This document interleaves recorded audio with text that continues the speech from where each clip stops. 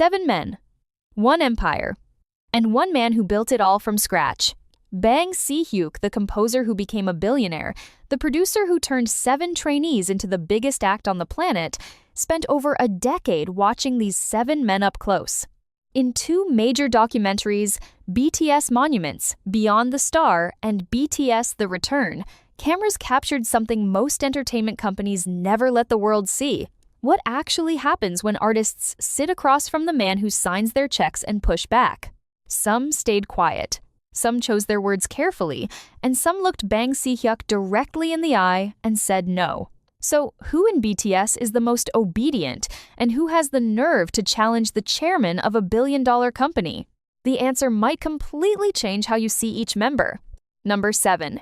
Jin Kim Seokjin. Of all 7 members, Jin consistently shows up in the documentary record as the one who adapts without friction. In BTS The Return, he flew straight from the final stop of his solo Run Seokjin EP tour to join the others in Los Angeles. In August 2025, arriving after work on the album was already well underway, with the framework essentially complete. Most artists in that position would push to restart or renegotiate the timeline. Jin simply acknowledged it would have been ideal to delay recording until his tour was done, but openly said he understood the reasoning behind the tight schedule. No complaint. No negotiation, just adaptation. That mindset traces back to how Bang Si Hyuk first saw him. In BTS Monuments, Beyond the Star, Bang described Jin's most immediate quality as his looks, someone whose handsome features would easily attract a fandom. It wasn't about rebellion or a sharp, creative voice that would challenge management decisions. Bang saw Jin as an asset who could anchor a fanbase, and Jin's behavior over 12 years reflects that someone who trusts the system and works within it. Even during the Return recording sessions, while other members openly clashed with Bang over the direction of Arirang, Jin's documented statement was notably different in tone. Having spent the last 12 years together, I've kind of known what to do without being told. That single line says everything. He doesn't need to push back because he's already internalized the direction. He's also the member who enlisted first, reported back for duty the day after discharge, and kept the BTS machine running solo while everyone else was still in the military. No drama, no delays. The documentary's director and producer noted that within BTS, there wasn't any internal drama. They are polite, solid young men, but Jin embodies that description most completely. In Bang Si Hyuk's world, Jin is the member who never needed to be managed. Number 6. V Kim Taehyung. If Jin is the member who never needed to be managed, V is the one Bang Si Hyuk almost didn't notice existed. That detail alone tells you something about where V sits on this spectrum. In BTS Monuments, Beyond the Star, Bang recalled that V was someone he saw as effortlessly charming, natural, magnetic, the kind of quality you can't train into a person. But here's the part that gets overlooked. Bang Si Hyuk once ran into V at a convenience store during the trainee years, standing right next to RM, and straight up didn't recognize him. V had to confront Bang about it later on a variety show, telling him to remember his name, one letter, V. The fact that V turned that into a public moment, even as a joke, shows something real about his personality. He doesn't swallow things quietly. He notices when he's been overlooked, and he says so even to the man who signs his contract. What makes V land at number 6 rather than higher is that his pushback tends to be personal rather than creative. In The Return, the documented friction in the room came mostly from other members on artistic decisions. V's tension with Bang runs more on a personal identity level, someone who spent years feeling like he existed in the background of his own group's origin story. Bang's own description of V, effortlessly charming, strong conviction about his potential, reads more like Bang recognizing a quality V was born with, rather than something Bang shaped. And V has been vocal in interviews about needing creative freedom, which eventually materialized in his solo work outside the traditional HYBE system. He's not the loudest voice in the room against Bang, but he's never been the quietest either. V respects the structure, he just makes sure the structure remembers who he is. Number 5. Jungkook Jungkook. Jungkook's position on this list is genuinely interesting because on the surface, he looks like the most compliant member in the group. He was the youngest trainee, joined BigHit at 13, and spent his most formative years being shaped entirely inside Bang Si Hyuk's system. No prior industry experience, no outside influences pulling him in a different direction. Bang's own words about him in BTS Monuments were telling. He said Jungkook wasn't very confident as a trainee, but Bang had a strong conviction that he carried enormous potential. That's the dynamic of someone who was molded, not discovered. For years, Jungkook operated exactly within that mold, the golden maknae, excelling at everything the system asked of him, never publicly creating friction. But the Return documentary shows a different layer starting to surface. In the meeting where Bang Si Hyuk pushed the group to embrace the extended Arirang sample, Jungkook was one of the members who spoke up, pointing out directly that not all their global fans would understand the cultural significance of Arirang, making the extended version feel disconnected from their actual audience. It was a calm, reasoned challenge, not an emotional one. And in a separate moment, he opened up about something deeper, that he sometimes just wants to be a singer and nothing else, no crown, no weight of global expectation. That's not the voice of someone fully at peace with the structure built around him. What keeps Jungkook at number 5 rather than higher is that his resistance is still emerging. He was built by this system from childhood, and that doesn't disappear overnight. But the kid, Bang, once described as lacking confidence, has quietly grown into someone who will look the chairman in the eye and question his logic respectfully, but clearly. The foundation is obedient. The man standing on it is not entirely. Number 4, Jimin Park. Jimin's place at number 4 is one of the most layered stories in this entire ranking, because his relationship with Bang Si Hyuk started with doubt. And not Jimin's doubt about Bang, but Bang's doubt about Jimin. In BTS Monuments, Beyond the Star, Bang admitted openly that when Jimin was first brought to his attention, he was skeptical. His exact words, "He seemed incomplete." Bang's own team had to convince him to include Jimin in the group at all. Thinking back, Bang called it a close call.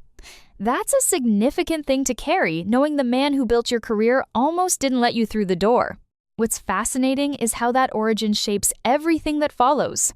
Jimin spent years proving himself inside a system that initially questioned his place in it, which creates a specific kind of relationship with authority, one where you work harder than anyone to belong, but you never fully forget that you had to fight for your seat at the table. And that tension shows up clearly in The Return. Just 12 minutes into the documentary, Jimin is visibly frustrated with how he sounds performing English lyrics, a direction being pushed by Bang and HYBE's own vice president to chase broader global appeal. He doesn't storm out, he doesn't make a speech, but the frustration is real and it's on camera, unfiltered. Later, when the group unanimously rejected the longer Arirang sample after returning to Seoul, Jimin was direct. The longer it goes on, the more embarrassed he gets. That's not a soft deflection, that's a clear artistic position stated in front of the chairman. Jimin sits at number 4 because his resistance is consistent but measured. He operates through emotion and honesty rather than sharp intellectual argument. He feels something, and he says it. Bang Si Hyuk almost didn't let him in, but Jimin has spent over a decade making sure no one forgets he belongs there. Number 3, RM Kim Namjoon. RM is the member where everything begins, and that origin is precisely what makes his position on this list so compelling. Bang Si Hyuk heard a demo tape of a 15-year-old Namjoon and signed him immediately, saying someone like him needed to debut no matter what. Bang was impressed by his depth of character and base of knowledge qualities rare in a teenager. RM wasn't just a trainee Bang recruited, he was the reason BTS exists in the current form at all. The entire group was built outward from him.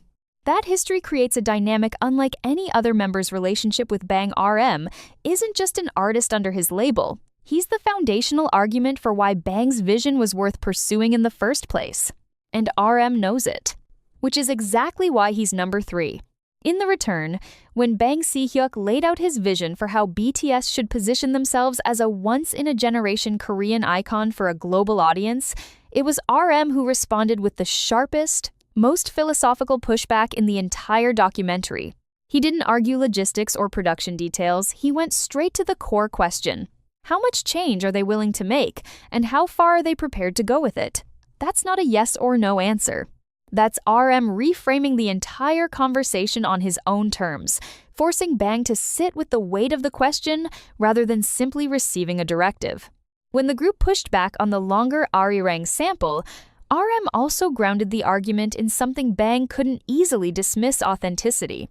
He said plainly that there's a level of authenticity they need to maintain, and a BigHit executive echoed the sentiment. What keeps RM at number 3 rather than higher is that his challenges to Bang are always conducted with extraordinary emotional intelligence. He never breaks the relationship, he stretches it. He is the leader Bang chose, and he leads in every direction, including back at the man who built him. Number 2. Suga Min Yoongi. If RM challenges Bang Si Hyuk with philosophy, Suga challenges him with facts, and he does it repeatedly, consistently, and without softening the edges.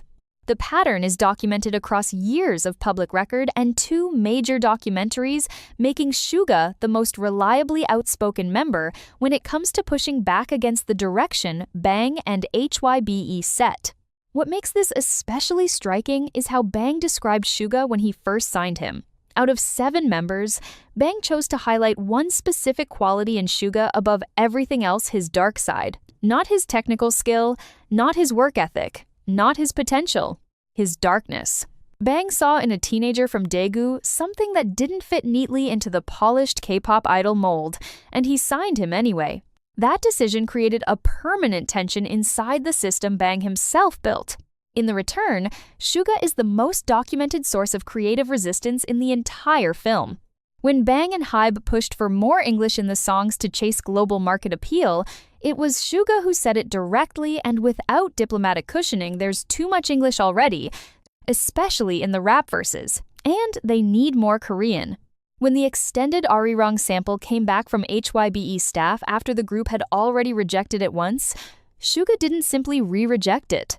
He proposed a counter-structure: keep the extended version specifically for live performances, not the album cut. That's not just pushback, that's Suga arriving to a disagreement with an alternative solution already prepared. Earlier in the same documentary, he had already flagged the creative process feeling factory-like and systematic, an environment where he openly said he couldn't enjoy making music freely. Even outside documentaries, the pattern holds.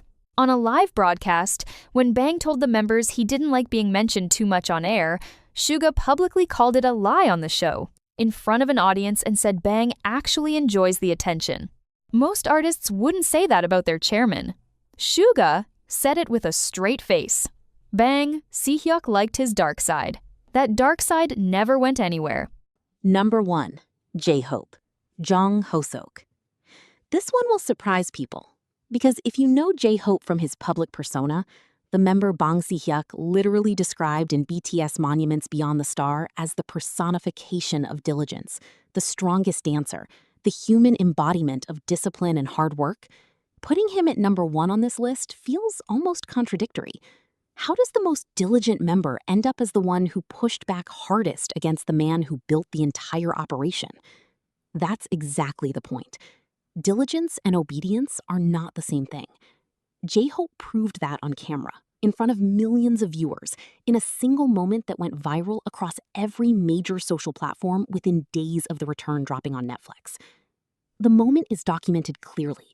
In the meeting where Bang Si Hyuk and Hybe pushed for the extended Arirang sample to be kept in the album, painting a picture of sold-out stadiums worldwide singing a historic Korean folk song, J-Hope didn't wait, didn't hedge, and didn't wrap his disagreement in diplomatic language. He looked at the chairman of a company worth billions and said 4 words. That's not it. Not a question, not a suggestion, a verdict. He argued that the extended sample felt excessive and overdone, and he wanted the shorter version.